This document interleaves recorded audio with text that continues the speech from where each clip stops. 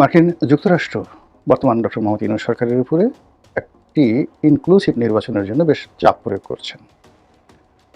আপনারা যদি গত কয়েক মাসের খবরাখবর দেখেন তাহলে দেখবেন যে ডক্টর মোহাম্মদ ইউনূসের নিরাপত্তা উপদেষ্টা জনাব খলিলুর রহমান দিল্লি সফর করেছেন, তারপর তিনি কাতার সফর করেছেন এবং আমেরিকা সফর করেছেন একাধিকবার। এর বাইরে মার্কিন যুক্তরাষ্ট্রের বেশ গুরুত্বপূর্ণ বেশ কয়েকজন কূটনীতিবিদ তারা বাংলাদেশ সফর করেছেন এবং সরকারের অতি গুরুত্বপূর্ণ ব্যক্তিদের সঙ্গে ক্লোজ ডোর বৈঠক করেছেন। এর বাইরে আমরা যেটা দেখেছি, ইউরোপীয় ইউনিয়ন, মার্কিন রাষ্ট্রদূত এবং অন্যান্য গুরুত্বপূর্ণ দেশের যারা রাষ্ট্রদূত তারা চরকির মতো ঘুরে বেড়াচ্ছেন। জামাত, তারেক রহমান সাহেব, তারপর ডক্টর মোহাম্মদ ইউনূস, তাদের সবার সঙ্গে সিরিজ অফ বৈঠক তারা করার পর এরা আবার সদল বলে দিল্লিতে বৈঠক করতে যাচ্ছেন। কার সঙ্গে যাচ্ছেন, কী কারণে যাচ্ছেন, এগুলো নিয়ে নানা রকম বিতর্ক হচ্ছে এবং সবাই বলার চেষ্টা করছেন যে আমেরিকা একটি ইনক্লুসিভ নির্বাচন চাচ্ছে এবং সেখানে যে কোনো মূল্যে হোক আওয়ামী লীগের অংশগ্রহণ করানো বাধ্যতামূলক করার জন্য তারা জোর চেষ্টা চালাচ্ছে। এখন পরিস্থিতি যেভাবে চলছে এই মুহূর্তে এটা কী করে সম্ভব? এর কারণ হলো নির্বাচনের তফসিল ঘোষণা হয়েছে, আজকের দিন পর্যন্ত প্রতীক বরাদ্দ হয়ে গেছে এবং নির্বাচনের ট্রেন্ড ঠিকমতো চলছে। সেই নির্বাচন কিভাবে হবে না হবে সেটা পরের ব্যাপার। প্রথমত হলো যে সরকারের পক্ষ থেকে সর্বশক্তি দিয়ে নির্বাচন অনুষ্ঠান করানোর চেষ্টা করা হচ্ছে, আর রাজনৈতিক দলগুলো যারা প্রার্থী তারাও যার যার অবস্থান থেকে প্রচার এবং প্রোপাগান্ডা শুরু করেছেন। তো এই অবস্থাতে কিভাবে আওয়ামী লীগের সঙ্গে রিকনসিলিয়েশন সম্ভব, কী করে আওয়ামী লীগকে এই নির্বাচনে অংশগ্রহণ করানো সম্ভব, এগুলো নিয়ে আকার ইঙ্গিত আলোচনা হচ্ছে। যারা একটু সাহসী তারা বলার চেষ্টা করছেন যে ঠিক আছে নির্বাচনটা পিছিয়ে দেওয়া হোক, আবার কেউ কেউ বলার চেষ্টা করছেন যে ঠিক আছে নির্বাচনে যারাই ক্ষমতায় আসুক তারা নির্দিষ্ট সময়ের পর 3 মাস বা 6 মাস পরে আওয়ামী লীগকে রিকনসিলিয়েট করে যদি একটি ইনক্লুসিভ নির্বাচন দেওয়া হয় তাহলে সেটা হতে পারে। তো এগুলো নিয়ে আলাপ আলোচনা হচ্ছে। এখন যারা প্রশ্ন করেন তাদের বক্তব্য হলো যে যেখানে আওয়ামী লীগ নিজ মুখে একাধিকবার বলেছে যে তাদেরকে মার্কিন যুক্তরাষ্ট্রের ডিপ স্টেট পলিসির দ্বারা ক্ষমতাচ্যুত করা হয়েছে এবং জুলাই আগস্টে রাজপথে যা কিছু ঘটেছে সেখানে ম্যাটিকুলার ডিজাইন ছিল এবং সেই ডিজাইনের মাধ্যমে জনগণকে উস্কে দেওয়া এবং এই বিপ্লবটিকে মিসহ্যান্ডেল করার জন্য বা গণ অভ্যুত্থানটিকে সরকার পতনের দিকে নিয়ে যাওয়ার জন্য যে সকল ডিজাইন করা হয়েছে তার সঙ্গে আমেরিকার একটা যোগসাজশ ছিল। আমরা বিভিন্ন আকারের বুলেট, বিভিন্ন আকৃতির আগ্নেয়াস্ত্র সহ ওয়েস্টিন হোটেলে সেই আমেরিকার যে সামরিক কর্তা তাদের মরে যাওয়া বা মারা যাওয়া বা তাদেরকে মেরে ফেলা হোয়াট এভার মেবি এই ঘটনা নিয়ে নানা রকম প্রতিবেদন দেখেছি এবং কোনো রকম ময়নাতদন্ত ছাড়া সেই লাশ আমেরিকার একজন কর্নেল, সেনাবাহিনীর একজন কর্নেল যিনি দীর্ঘদিন যাবৎ বাংলাদেশের গোপনে দায়িত্ব পালন করেছিলেন তার সেই তৎপরতা নিয়ে নানা রকম কথাবার্তা বলা হচ্ছে।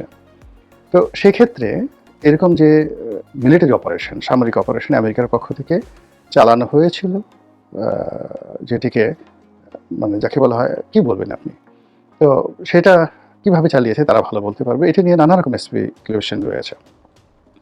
2 নম্বর হলো যে পলিটিক্যাল যে বিষয়গুলো খোলামেলা আলোচনা হচ্ছে সেটা হলো সেন্ট মার্টিন নিয়ে, আমেরিকা থেকে সেই অস্ত্র কেনা নিয়ে, তারপর রোহিঙ্গা ইস্যু নিয়ে আমেরিকাকে করিডোর দেওয়া ইত্যাদি নানা বিষয় নিয়ে আমেরিকার চাপ ছিল শেখ হাসিনা সরকারের প্রতি এবং শেখ হাসিনা সরকার সেগুলো গ্রহণ করেননি বলে আওয়ামী লীগের যারা লোকজন তারা দশমুখে প্রচার করে যাচ্ছিল। তো সেই দিক থেকে America versus Sheikh Hasina, America versus Awami League এই সম্পর্কটি স্বাভাবিক হওয়ার কথা নয়। তো হঠাৎ করে মাত্র 17 মাসের মাথায় কেন এই ধরনের আলোচনা আসছে যে শেখ হাসিনাকে ফেরত আনার, আওয়ামী লীগকে রাজনীতি পুনর্বাসিত করার জন্য আমেরিকা পাগলপাড়া হয়ে পড়েছে? এটা $মিলিয়ন প্রশ্ন। বিভিন্ন কারণ এটা হতে পারে, সত্য হতে পারে। প্রথমত হলো যে আমেরিকা এখানে তাদের যে বিনিয়োগ রয়েছে, এখানে তাদের যে ব্যবসায়িক ভবিষ্যৎ রয়েছে এবং রাজনৈতিক ভবিষ্যৎ রয়েছে, এর জন্য এখানে একটি শক্তিশালী আইদার আমেরিকান মডেলের একটি গণতন্ত্র থাকতে হবে অথবা ঠিক সংযুক্ত আরব আমিরাত বা সৌদি আরব মডেলের একজন স্বৈরশাসক, তাদের অনুগত স্বৈরশাসক থাকতে হবে। তা না হলে এখানে বার্মা অ্যাক্ট কার্যকর করা যাবে না, এখানে মার্কিন যে বিনিয়োগ রয়েছে সেই বিনিয়োগ অনিরাপদ থাকবে এবং এই অঞ্চলে মার্কিন যে কর্তৃত্ব রয়েছে সেটি আমেরিকার হাত ছাড়া হয়ে এটি ভারতের হাতে চলে যাবে অথবা এটি যেভাবে হোক না কেন চীনের হাতে চলে যাবে। তো তো যদি চীন এবং পাকিস্তান তাদের হাতে চলে যায়, এই চক্রটি যদি বাংলাদেশের রাজনীতিতে গুরুত্বপূর্ণ ভূমিকা পালন করে, আমেরিকা বিপদে পড়বে। অন্যদিকে যদি আমেরিকা এবং ভারত এই সম্মিলিত শক্তিটি, যেটিকে লিবারেল ডেমোক্রেসি বলা হয়, সেই আদলে বাংলাদেশে এটি রাজনৈতিক শক্তি বা একাধিক রাজনৈতিক শক্তি থাকে, তাহলে আমেরিকা সামহাও এখানে একটা বেটার পজিশনে থাকবে। তো গত 17 মাসে আমাদের দেশে যা কিছু হয়েছে তা আমেরিকার জন্য সুখকর নয়। আমেরিকা যা চেয়েছে, যা স্বপ্ন দেখেছে, যা করতে চেয়েছে তার একটি হয়নি। অধিকন্তু যেভাবে রাজনীতি এগোচ্ছে এবং যেভাবে বাংলাদেশের অর্থনৈতিক সমস্যা বেড়ে যাচ্ছে, তাতে করে এই সরকারের পেছনে যদি আমেরিকার, অর্থাৎ বর্তমান ইউনিট সরকারের পেছনে যদি আমেরিকার কোনো মৌন সমর্থন থাকে, সেটি তাদের জন্য গলার কাটা হবে।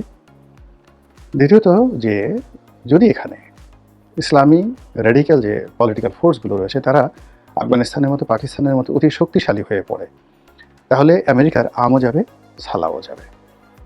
এই জন্য আমেরিকা আসলে এখানে তাদের যে সিদ্ধান্ত, সেই সিদ্ধান্ত তারা পরিবর্তন করতে চাচ্ছে। এই গেল এক, হতে পারে। মানে এটা হলো আমি একটা বিশ্লেষণ, আমার কোনো ব্যক্তিগত মতামত নয়, আমি শুধু বললাম এটা হতে পারে। দ্বিতীয়ত হলো যে মিস্টার ডোনাল্ড ট্রাম্প ব্যক্তিগতভাবে তিনি নোবেল পুরস্কার বিরোধী, নোবেল শান্তি পুরস্কার বিরোধী। ব্যক্তিগতভাবে তিনি ডক্টর মোহাম্মদ ইউনূসকে অপছন্দ করেন, এটা তিনি একেবারে প্রকাশ্যে বলে ফেলেছেন। তো সেই দিক থেকে মার্কিন যে পররাষ্ট্রনীতি, সেই পররাষ্ট্রনীতির ক্ষেত্রে মার্কিন ফেডারেল সরকারের একটা একছত্র আধিপত্য রয়েছে।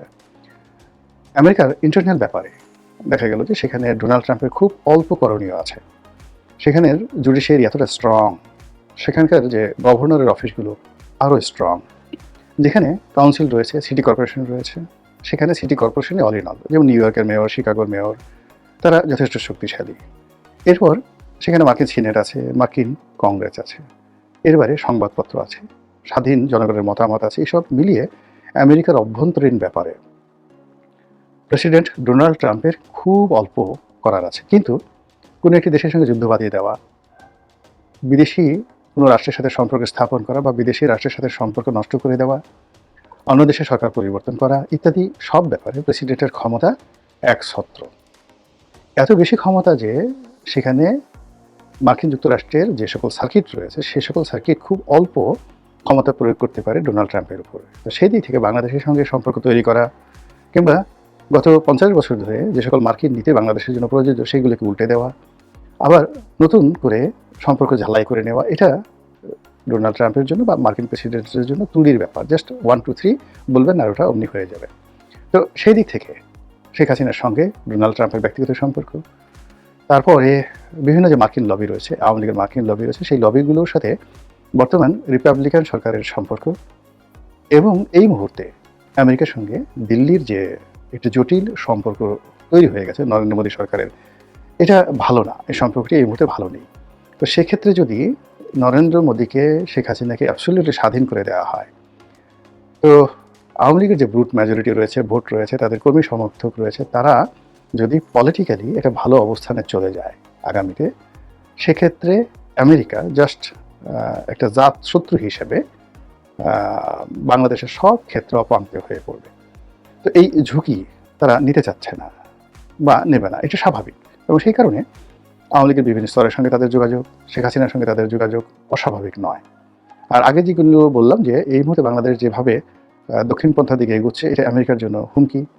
এরপর চীন এখানে যেভাবে প্রাধান্য বিস্তার করছে তা তারা চাচ্ছে না। থার্ডলি হলো ডক্টর মোহাম্মদ ইউনূস বা বর্তমান সরকারকে দিয়ে তাদের যে সকল আশা ভরসা পূর্ণ হওয়ার কথা ছিল, সেগুলো হচ্ছে না। তো সব মিলিয়ে আওয়ামী লীগকে পুনর্বাসন করা, শেখ হাসিনাকে ফিরিয়ে আনা, সজীব ওয়াজেদ জয়কে ফিরিয়ে আনা, বাংলাদেশে আবার সেই জয় বাংলার রাজত্ব চালু করা, এটা আমেরিকার পলিসিতে যদি রাতারাতি পরিবর্তন হয়, আমি আশ্চর্য হব না। এর কারণ হলো আমেরিকা তার প্রয়োজনে চোখ মুখ বন্ধ করে 1 মিনিটে চোখ উল্টাতে পারে।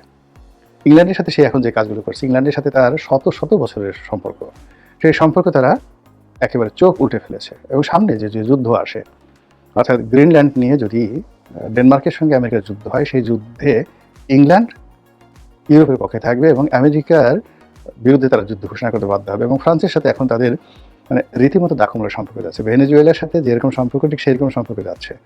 কানাডার সাথেও কিন্তু তাদের সম্পর্ক ভালো না। কানাডা এরকম একটা রাষ্ট্র যাদের সঙ্গে আমেরিকার সম্পর্ক ঐতিহাসিক, সেই কানাডাকে এখন তারা দখল করতে চাচ্ছে। আবার সিরিয়ার দিকে তাকান, সিরিয়ার এখন যে আল সারা যিনি রয়েছেন প্রেসিডেন্ট, তো তিনি আমেরিকাতে নিষিদ্ধ ছিলেন, সন্ত্রাসী তালিকাভুক্ত ছিলেন। সিরিয়া যে রাষ্ট্রটি, সেই রাষ্ট্রটিও সন্ত্রাসী তালিকাভুক্ত ছিল। রাতারাতি সময়ের প্রয়োজনে তারা আল সারাকে নিয়ে গেছেন, সেখানে সংবর্ধনা দিয়েছেন, তার স্ত্রী কয়জন এটা নিয়ে আলাপ আলোচনা করেছেন, ঠাট্টা মশকরা করেছেন।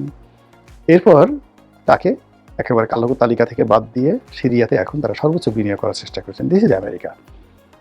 তো তারা সব কিছু করতে পারে, শত্রুকে বন্ধু বানাতে পারে, বন্ধুকে শত্রু বানাতে পারে, তারা কারোর কাছে জবাবদিহি করে না, করতে বাধ্য নয়, আর এটা নিয়ে তাদের কোনো লাজ লজ্জা আছে বলে মনে হচ্ছে না। কাজেই রাতারাতি তারা যদি ডক্টর মোহাম্মদ ইউনূসকে বা তার সহযোগী যারা আছেন তাদের সবাইকে ভুলে গিয়ে, তাদেরকে পিছনে ফেলে দিয়ে তারা যদি আবার শেখ হাসিনাদের সম্পর্ক স্থাপন করে, এটা অস্বাভাবিক কি? তারা তালেবানের সাথে সম্পর্ক করেনি? তারা কি তালেবানের সঙ্গে চুক্তি করে সেই তাদের দীর্ঘদিনের হামিদ কারজাই, আশরাফ থানি যে গং রয়েছে তাদেরকে একেবারে যাকে বলে মৃত্যুর মুখে ঠেলে দিয়ে, এমনকি তাদের যে ভারতকে মৃত্যুর মুখে ঠেলে দিয়ে ভারতের মিনিমাম $10 বিলিয়ন এই আফগান যুদ্ধে তারা লস করেছে আমেরিকার জন্য। তো তারপর তারা সেখানে চলে গেছে, আফগানিস্তান ছেড়ে চলে গেছে, এবং তাদের সব যুদ্ধ বিমান, কামান, গোলা বারুদ কিচ্ছু তারা নিয়ে যেতে পারেনি। অল আমেরিকার যে সকল অস্ত্রশস্ত্র রয়েছে, আধুনিক প্রযুক্তি, এখন সেইগুলো দিয়ে আফগানিস্তান পাকিস্তানকে হুমকি দিচ্ছে। এমনকি সেইগুলো দিয়ে আফগানিস্তান এখন ইচ্ছা করলে রাশিয়ার সাথে যুদ্ধ করতে পারে। আবার সেই আফগানিস্তানে তারা ঢোকার চেষ্টা করছে। তো এই হলো আমেরিকার অবস্থা। তো সেই দিক থেকে আওয়ামী লীগ নিয়ে যা কিছু শোনা যাচ্ছে, বিশ্বাসও করার দরকার নাই, অবিশ্বাসও করার দরকার নাই, জাস্ট নজর রাখেন।